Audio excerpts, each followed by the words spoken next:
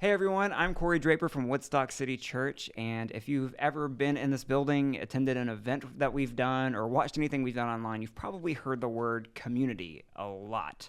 And that's because we love community. We're all about community. And that's not just getting into small groups, surrounding yourselves with a support system, but it's also being that support system for the community you live in, for giving and serving and loving your own community. And that's why I'm excited to talk to our guest today. He's a great example of someone who's done something small for his community, but it has grown into something way larger than I'm probably sure he expected. So if you live in Cherokee County especially, I want you to keep watching, keep listening as we talk to our guest, Josh Bagby.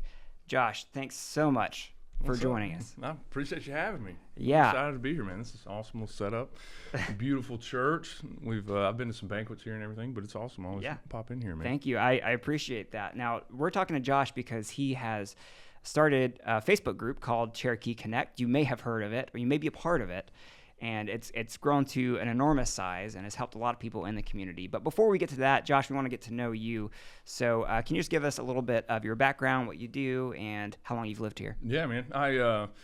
We moved here in 1996. I was 9 years old. My dad got transferred. He worked for SunTrust Bank, and so they moved us down here during the Olympics, and went to Sixes Elementary, Teasley Middle School, Cherokee High School. So this is home to me. Went off to college, went to Georgia Southern, transferred to Georgia, and then ended up by kind of God's providence, which is kind of where the name of my insurance agency that I run now came from. But met a girl that went to Sequoia. Our friend groups had always kind of been intertwined. We had never met each other. We would have hated each other in high school had we met. So worked out great. Right there last semester, senior year, I had no real intentions of coming back to Canton or to Cherokee County, but both our families were here, so it made sense. And here we are, man. Ended up back here, started an agency, the insurance agency at I was 22, right out of college. I had no business running an insurance agency, but kind of learned from it and developed that. And then recently launched an independent agency, Providence Insurance, and I've been running that for the last 6 months or so. But it's been awesome. We've got two awesome little kids. My son will be 6 on the 18th of November, and then my daughter's 4. She wants to round up to 4.5 already, but her birthday's in June, so we're not quite there yet. But they are awesome. They're hilarious, and it's fun. It's fun getting to raise them in that community that Katie and I both got to grow up in. So just trying to continue to make this a better place, man. So you mentioned to me before you played fullback for Georgia. I did, right? yeah. Walked on, got to play a little special teams. This is a big year. I'm also a typical Georgia/Atlanta fan, and I'm trying not to get my hopes up. As we all do, yeah. That's right. I'm guarding myself. This is the way. That's right. Yes. I've learned too many times, but yeah. No, I played a little bit, and it was fun, man. That was awesome. As far as kind of like a leadership aspect of that was getting to see Coach Rick. Mark Rick was the head coach when I was there, and I had phenomenal head coaches growing up through sports in general. Really some great leadership examples in my life, and then Coach Rick was kind of the pinnacle of that you can be successful on an incredibly high level and do it right. Never heard the man say a cuss word. My position coach never said a cuss word. You can do it with integrity and stick to that, and that's something that, man, I'd cherish that time that I was there and around him for that. So you took that, as soon as you graduated at 22, you started an insurance agency. That's pretty crazy, right? Yeah, so that helped you kind of just for get sure. out and lead? Yeah, it was kind of the transition. I took a scholarship out of high school to Georgia Southern. Transfer, there was like a humbling experience in there. Like, you kind of grow up real quick when you're thrown into that kind of stuff, and I wasn't ready for an insurance agency. I mean, I said it earlier, but it was the Lord prepared me as much as He could for me to be ready for that. And then my support system here locally was massive in that, and just kind of just believing in me, trusting me, and all that kind of stuff. So it was nice, man. It's to whom much is given and much is required, and that's kind of where the Facebook group came from. I was blessed with all that built-in network from having grown up here. And then I was like, well, how there's so many people that aren't from here, that haven't grown up here. How do they plug in? How can you accelerate having this network? And so that's kind of where Cherokee Connect came from. That was the little seed in my brain that wanted to put together. So that's what led to the creation of Cherokee Connect. You wanted to connect people who, maybe they're new to the community and that they have a place to connect. So when did you start Cherokee Connect? How long ago was it? October of 2019. Okay. And had no idea that a pandemic was coming. Had no idea. Well, I didn't really think about an election year coming up. Like, there were some things that, you probably wouldn't want to be on social media for. But, looking back on that, like, I like to think that it helped the community stay closer together, and that when things were kind of hitting the fan, people could rely on each other and realize that they're not, you kind of, especially when you're sitting at home by yourself or with your family, you feel like you're on an island, but it's like, man, we're kind of all in this thing together, and it's going to work out. I'm trying to help the small businesses let people know how they're operating now. Like, there was no real quick way to get information out locally, and with events, like so many events that the churches do, all these nonprofits, like there's so much going on in the county, but there wasn't one hub for all that information, all those people to come. And so that was the other aspect of it. My wife, we're always trying to find stuff to do with the kids, and unless you're following that particular page for that event, you don't know what's going on. Yeah. If you need, in the insurance agency, I'd have people that moved in, or clients that would ask me for handyman, or hey, I need a guy to swap out a light fixture, or hey, I'm remodeling my kitchen, like, who do you know? And having grown up here, I had all those contacts, and so I was able to hand them out. And then I realized that we're right in this kind of Goldilocks zone of, we're close enough to Atlanta that we're kind of in that North Atlanta market for advertising, to where it's so expensive to do TV ads or anything like that. But we still hold on to this kind of rural, small town feel in the county, which is amazing with the growth of how many people here. There's 300-something thousand people in the county. So it's like, how can the small business owner connect with the local community? And everybody loves getting kind of the good old boy discount, or supporting the guy that coaches their kids' baseball team and all that kind of stuff. But how do you know what business they're in if they can't afford to spend like a big bank or a big store or a big, general contractor or something like that? So the group, for that aspect, is kind of threefold. You get the people in there for the events and what's going on locally.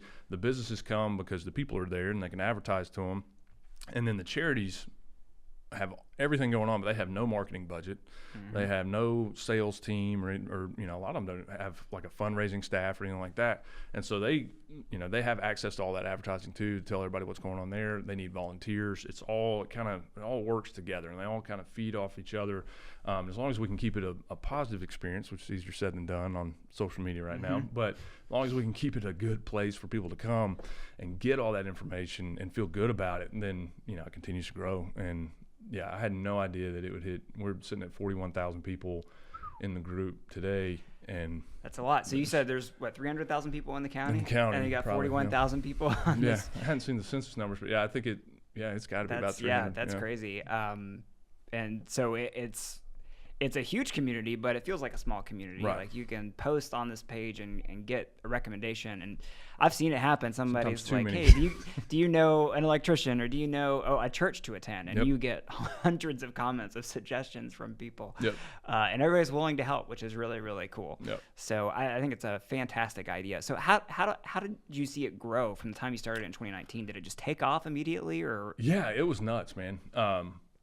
So started it right there with insurance. Nobody wants to talk insurance around the holidays. And so I would always go a little crazy around the holidays, because you feel like, oh man, our numbers are down, all this kind of stuff. And so I found ways towards the end at my prior company that I would just find ways to get busy. I was going to write a book. I sold workout equipment on some website I built. And so it's like, I would just figure out ways to weather the holidays and do it. So I was like, well, this would be great to go into the holiday season here, see if we can do some good. I had kind of prefaced it with some friends, kind of let them know what we were trying to do. Then sent the invite out, started up. And what was funny was there's another guy locally who had the exact same cover photo that I had found of like the background of the county. This first photo I found. And he had called it Cherokee Connections. And I mean, the day I posted it, I didn't even know the guy, and he shoots me a screenshot of, and he had the group pending, ready to launch it, and he just had never pulled the trigger and launched it. Yeah, and so he and I are good friends now, but it was funny, man.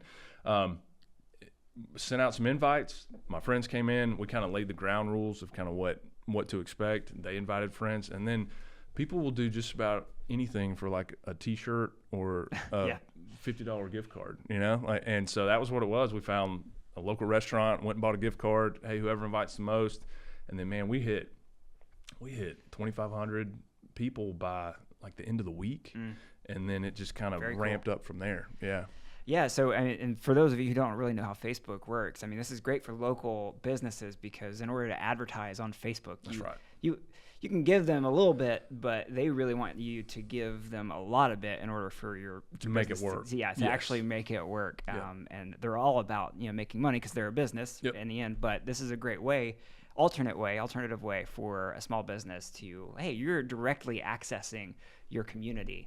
And 40,000 people, that's a big audience. And if you post in this group, that's probably going to be way more than what you spend on ads for Facebook. So. And you can't figure out how to make the ads work. I've looked at it. I looked at it for insurance. And for one, like, depending on what industry you're in, I can't outspend Progressive. And I can't outspend Geico or State Farm. Like, they just have so much money.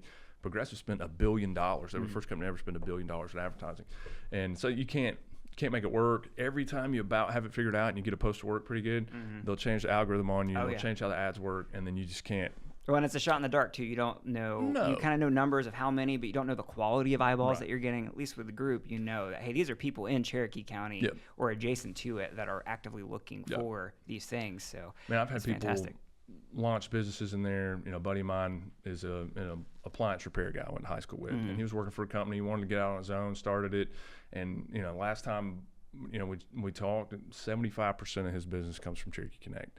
And he's not alone in that. I've had multiple people, like the vast majority of their business comes from the group or the recommendations from the group.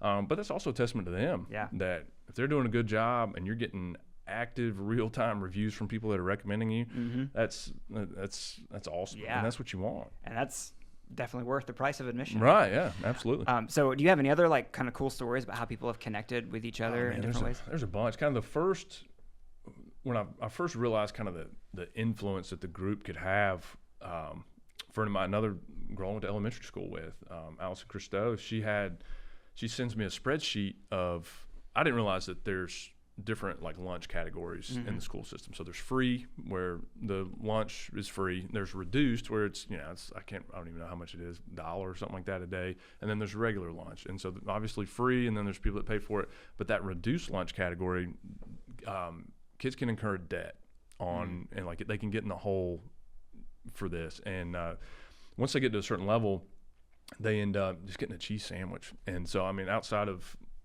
should there be a lunch debt, like I don't really think there should, but I understand why there is. They got to pay for it somehow. But she sends me the list of all the schools' debts, like for the whole thing. And so I'm reading through there, and she's like, is there anything this group you think could do about this? And I was like, I don't know. We'll see. So posted in the group, was like, hey, when you pick your kids up for school today, and I posted it at lunchtime, when you pick your kids up from school, there may be $100 outstanding at your kid's elementary school and there's kids eating cheese sandwiches. Like, if you want to throw $20 towards it, that'd be awesome. Give it to the lunch lady. And so people just started claiming schools. Yeah, I got so-and-so, I got that one, I got that one, I got that one. There's people wanting to Venmo me money and PayPal it and all this. I'm like, this is not what I intended. So then, screenshot it, try to keep everything above board so everybody knows where the money's going. Within 2 hours, I had to turn it off because it was $2,500 raised in 2 hours. Wow. And then I'm going to the bank to get a certified check or whatever to further receipts, and then took it to the school nutrition office, just wiped out the debt for the whole school. And then it was really cool. That's very cool. Yeah, I mean, people were they didn't really know me, they at the time, but they just believed in what was right and knocked it out. There's so many instances of that. All the school booster clubs, they all have needs. All these people are volunteers that are working for this stuff.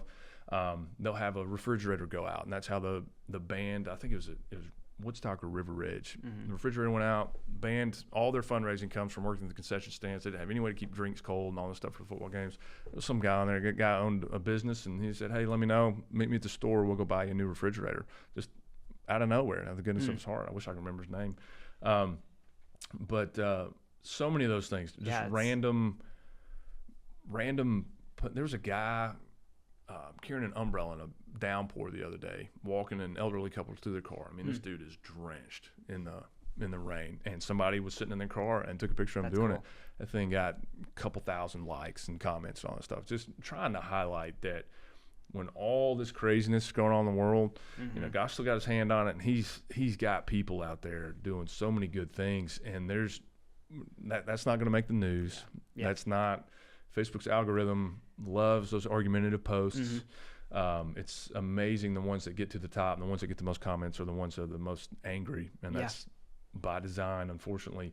I'm learning a lot about how all that works, but trying to get those good posts out there, just because there's way more good in this world than and bad. You know, social media can wear you down because of that, right? It can really weigh you down on humanity, and that's so awesome that it's such a great example of, hey, we still love each other, and we still look out for each other. And, you know, we just ended our Be Rich campaign, where we encourage our attendees to give and serve and love the community in different ways. And, you know, that takes a preacher giving this big, hurrah, let's go together and do this. And we bring in a lot of money for these organizations, and we serve a lot of hours to these organizations. But man, these are people who are just like randomly on a Facebook page. They've had no pitch to them given. It's like, hey, just out of the goodness of their heart, they're rallying together for school systems, for kids, and I love it. That's fantastic. It brings the wholesome side of social media, which is hard to find. I mean, it's by no means perfect. Like, there are days in there that are crazy and some stuff that gets really sideways, but like the vast majority of it in there with the activity that's in the group, like the vast majority is pretty positive. That's great. And it is just trying to keep it clean and have some fun and just kind of picking and choosing. You kind of have to know the temperature of the room. Sure. And socially, like, I mean, last summer was nuts. Well, so kind of another way, when the pandemic hit, you know, the nurses were, I mean, anybody in the medical field was going nuts. And we go to Revolution Church, and they had a lady that was trying to feed the nurses. She figured out a way that you could get Chick-fil-A points. You could donate Chick-fil-A points to each other. And so we posted it, boosted it, whatever. She posted it, I posted it, just trying to get the traction going. And I think there were 200 or 300, maybe 400 Chick-fil-A sandwiches were donated via points to go feed the nurses. Yeah. And then when the riots were going on in Atlanta, the National Guard was called in. And, you know, like, regardless of how you felt, you know, what side of the argument you fell on, it's like, these people are away from their families, and they were sleeping in the armory down by Six Flags, literally in like a garage, which I get, hey man, they're soldiers, they signed up for it, but still, like, we can give them a little comfort. Right. Same thing, posted it in the group, 450 Chick-fil-A sandwiches later, and people were throwing money at it, so we went and bought chips and drinks and all that stuff, took it down there to them.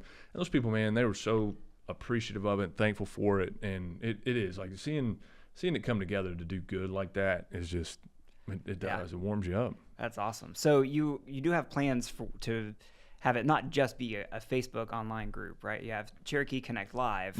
So it's a little different. So there is just the kind of the limit who all's posting in there. There's a membership, a business membership, and we have an online business directory. So it's like a local kind of yellow pages. And so anybody can go to that. It's got a search feature. You type in whatever you're looking for, and it'll pull up a business that has that in their profile and all that. So the business owner is kind of like a subset of the group. And so we'll get together for networking events and just helping, you know, everybody's kind of, regardless of what industry you're in, a lot of your business struggles are the same. And so you can kind of bounce ideas off each other. You never know when, you know, deals are made, whatever, you meet somebody, and you can refer stuff back and forth. Right. So it was kind of that B&I networking type thing, kind of our version of that, just to get together and not make it like a very formal thing. It's just kind of everybody getting together to hang out. I would love to do like events for the whole community. It's really hard to do from a manpower standpoint.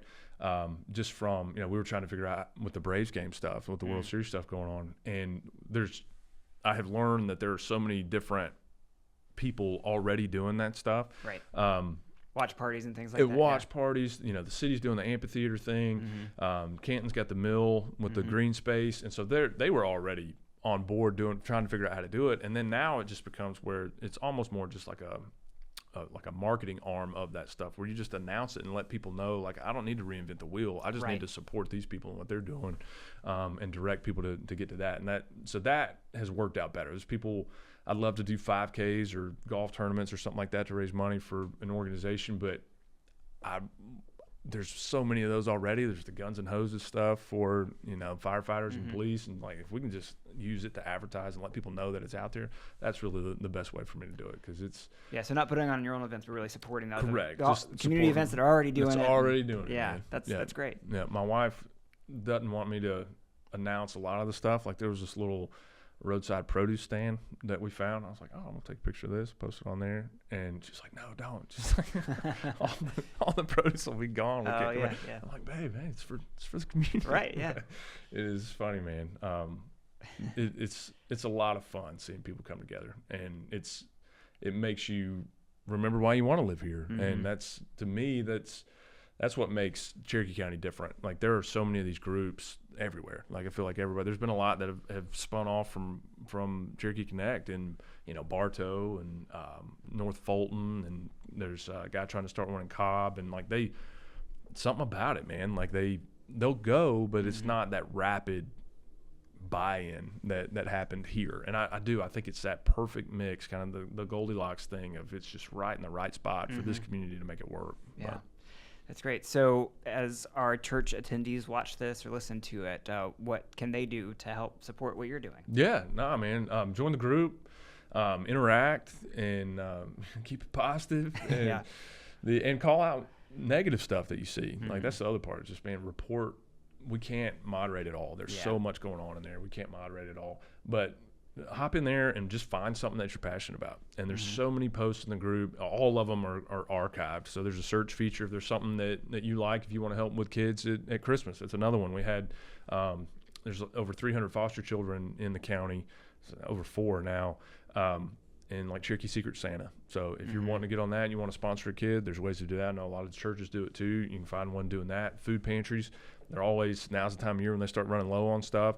Find one in the group, reach out to them, figure out how you can volunteer or donate an item, or a bag of canned goods or whatnot.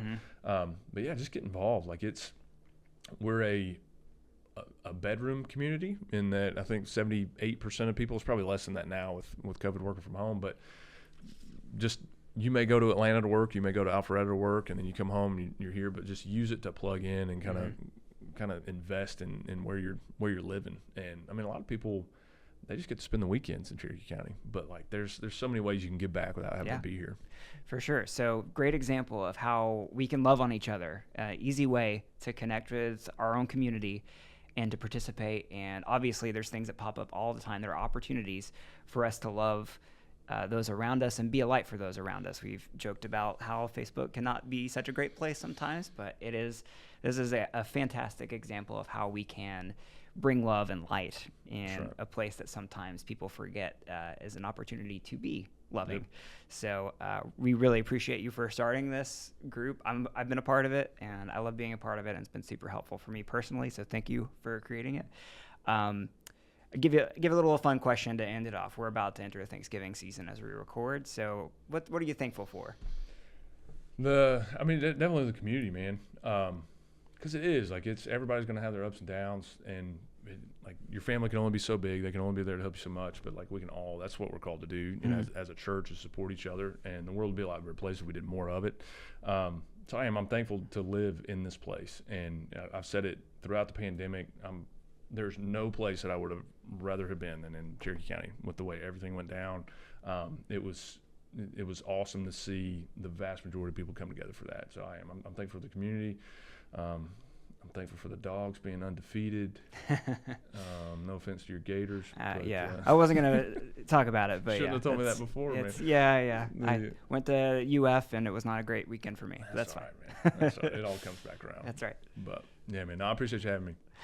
Thanks so much. Yeah, we're thankful for you. We're thankful for Cherokee Connect, and keep doing what you're doing, man. It's making an impact in our community, so we are thankful for you. Awesome. Thanks again for joining us, and thanks for watching, everybody.